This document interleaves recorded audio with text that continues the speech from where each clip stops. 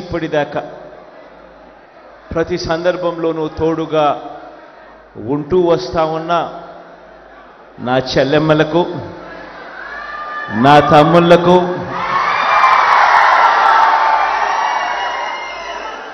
కొంతమంది నా అన్నలకు కూడా, మీ అందరికీ కూడా మీ జగన్, మీ అన్న, మీ తమ్ముడు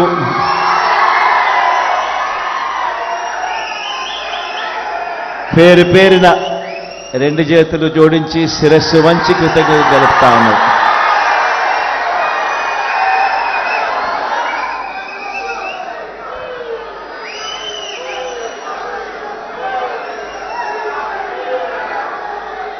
ఈరోజు ఇక్కడ మనమంతా కూడా ఏకమయ్యం. రాబోయే రోజుల్లో మరో 18 రోజుల్లో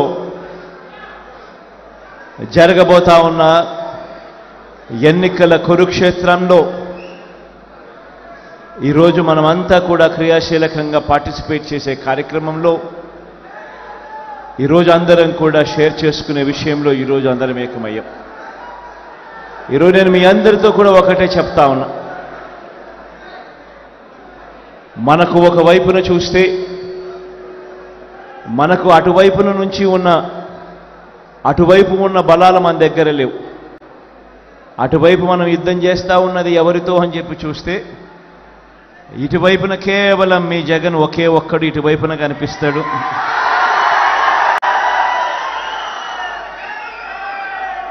కానీ అటువైపున చూస్తే చాలా గంభీరంగా కనిపిస్తూ ఉంటుంది.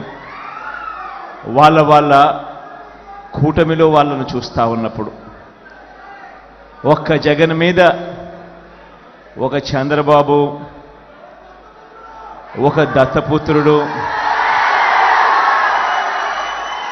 ఒక ఈనాడు, ఒక ఆంధ్రజ్యోతి, ఒక TV5 వీళ్ళందరూ సరిపోరన్నట్టుగా ఒక బీజేపీ, ఒక కాంగ్రెస్, వీళ్ళందరే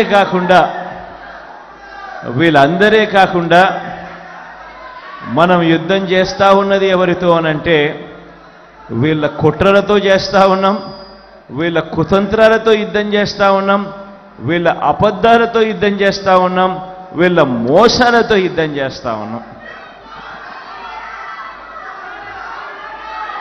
ఈ మధ్యకాలంలో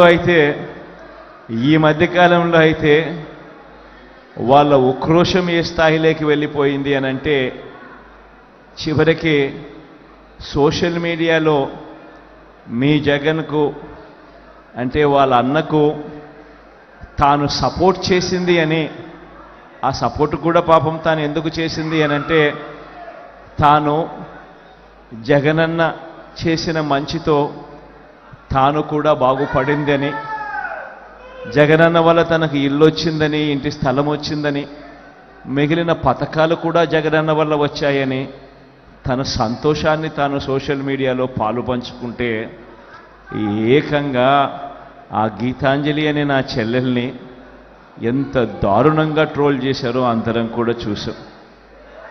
ఎంతటి దారుణంగా హెరాస్ చేశారో మనం అంతా కూడా చూసాం.